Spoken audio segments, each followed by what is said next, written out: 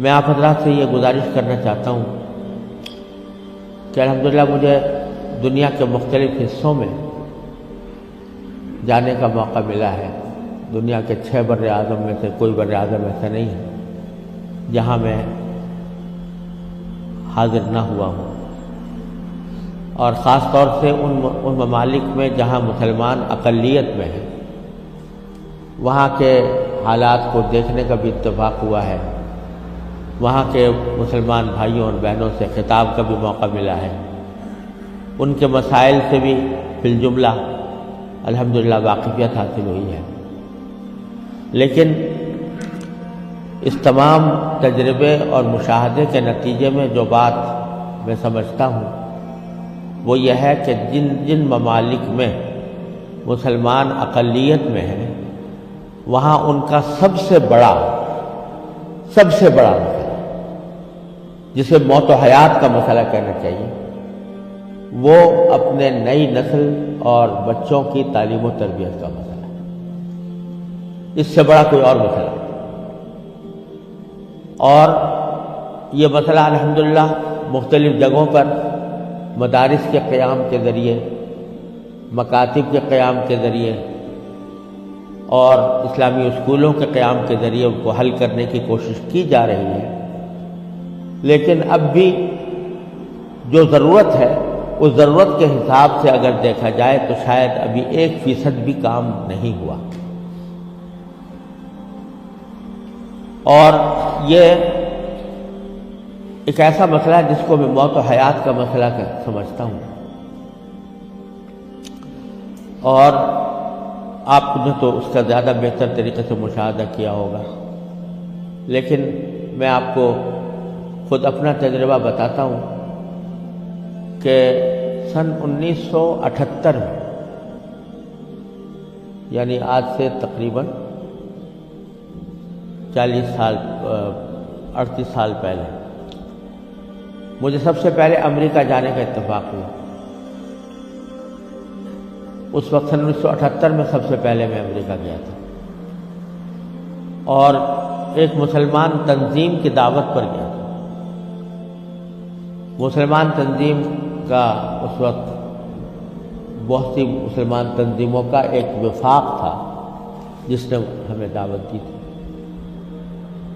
تو جب میں اس تنظیم میں پہنچا اور اس کا سالانہ کنونشن تھا، اس میں حاضری ہوئی، تو سب سے پہلے تو میں یہ دیکھ کر حیران رہ گیا کہ جب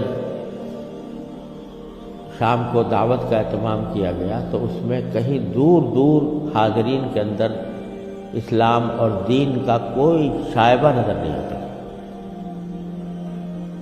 خواتین اور نوجوان لڑکیاں وہ مردوں کے ساتھ اور نیم برہنہ لباس میں بیٹھی ہوئی تھی، اور پھر اعلان یہ کیا گیا کہ اگر کسی کو حلال کو کھانا کھانا ہو تو مچھلی استعمال کریں، جس کا مطلب یہ تھا کہ کھانے میں حلال کا بھی کوئی فکر نہیں تھی۔ وہاں بیٹھنا مشکل ہو گیا، ہم لوگ کہیں الگ چلے گئے۔ اس کے بعد معلوم ہوا کہ ایک رقص و سرود کی زبردست محفل منعقد ہوئی۔ ایک بوٹنگ کا پروگرام تھا، اس بوٹنگ کے پروگرام میں سارا جو پروگرام تھا وہ رقص و سرود کی محفل میں گم ہو کر رہ گیا۔ یہ سارے نظارے دیکھنے کے بعد جب مسلمان تنظیم جس نے دعوت دی تھی اس کے سربراہ سے میں نے شکوہ کیا کہ بھائی آپ نے مسلمان تنظیم ہے اور اس میں کہیں دور دور بھی کوئی شائبہ دین کا نظر نہیں آتا، تو آپ کیا کرتے ہیں، کس وجہ سے آپ نے یہ اجتماع منعقد کیا؟ تو وہ لبنانی تھے وہ صاحب جن سے میں نے شکوہ کیا، تو اس کے جواب میں ان کی آنکھوں میں آنسو آنے لگے اور کہنے لگے مولانا آپ صحیح کہتے ہیں، لیکن یہ وہ قوم ہے کہ جس کے بارے میں بس ہم اتنا چاہتے ہیں کہ یہ کم از کم اپنے آپ کو مسلمان کہتی رہے۔ یہ اگر ہم یہ سمجھتے ہیں کہ اگر یہ صرف اپنے آپ کو مسلمان کہتی رہے تو یہ بھی ہماری کامیابی ہے، ورنہ اس کو اسلام سے کوئی تعلق رہا نہیں۔ ان کے آباء و اجداد کھانے پینے کی تلاش میں، تجارت اور معیشت کی تلاش میں یہاں آئے تھے۔ ان کو اپنے بچوں کی تعلیم و تربیت کی کوئی فکر نہیں تھی۔ یہ اسی ماحول کے اندر پلے بڑے ہیں، اور اس کے نتیجے میں ان کو دور دور بھی کہیں ان کے اندر کوئی شائبہ دین کا نظر نہیں آتا۔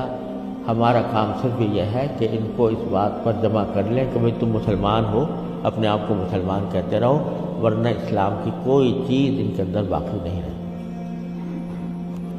یہ منظر میں نے 1978 میں اپنی آنکھوں سے دیکھا، اور یہ عبرت ہوئی کہ اگر مسلمانوں نے اپنے بچوں کو، اپنی نسلوں کو صحیح تعلیم و تربیت دینے کی طرف توجہ نہ دی تو اللہ بچائے یہ اس بات کی کا اندیشہ ہے کہ اللہ بچائے جو آنے والی نسلیں ہیں وہ اللہ بچائے مرتد نہ ہو جائے، اور اگر خدا نہ کرے ہماری اس بے توجہی اور غفلت کی وجہ سے ایسا ہوا کہ ہماری نئی نسلیں گمراہ ہوئیں،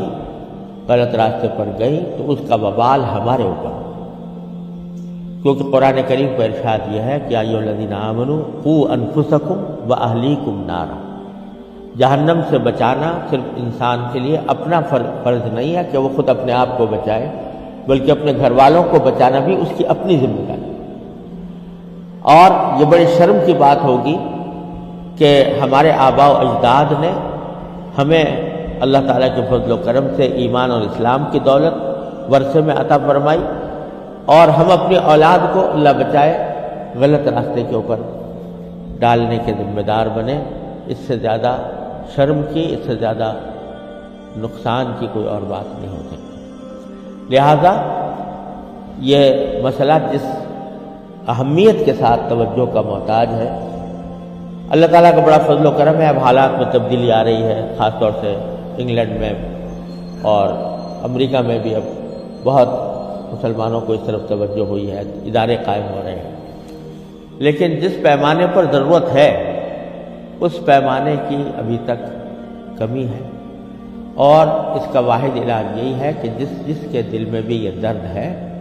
وہ دامے، درمے، قدمے، سخنے، جس طرح بھی ہو سکے وہ ایسے ادارے قائم کرنے کی کوشش کرے، ان اداروں کے ساتھ تعاون کرے، اس میں اپنے بچوں کو بھیجنے کا اہتمام کرے۔ لوگ چندے کرتے ہیں، ٹھیک ہے، چندہ بھی مالی وسائل کو جمع کرنے کے لیے وہ بھی ایک اہم چیز ہے، لیکن زیادہ اہم چندہ یہ ہے کہ اپنی اولاد کو ایسے اداروں کے اندر بھیجنے کی کوشش کریں جہاں پر چاہے ان کو دنیا کے علوم کی بھی تعلیم دی جا رہی ہو، لیکن اسلامی ماحول میں دی جا رہی ہو، اسلامی تربیت کے ساتھ دی